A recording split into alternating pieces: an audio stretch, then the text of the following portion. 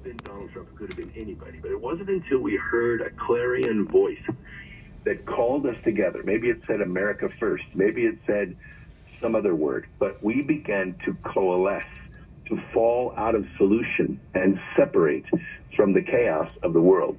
We began to unify and to resonate with one another. That's the gathering. And when it happens, it is a marvelous feeling. And it is a marvelous event. Back to COVID for a second, Brooks. I believe it was concocted in that Wuhan lab.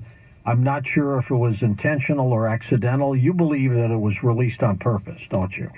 Well, I did a binary analysis of this, and I said, okay, if it was released accidentally, how did they handle it? Did they try to contain it, or did they use it? We look at the actions, George, and what we found is that they allowed millions of Chinese to be infected during the Chinese New Year, and then they put them on airplanes and shipped them to San Francisco, to Pisa, Italy, to New York.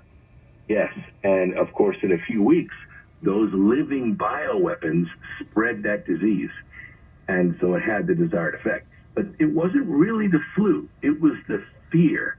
It was the global media empire telling us over and over again, infection equals death.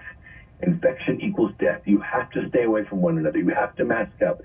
And humans are social animals in the sense that we communicate verbally and non-verbally. We communicate about 70% non-verbally with our face and our eyes and our smiles, our tone. All of that was suppressed with the mask, especially with children.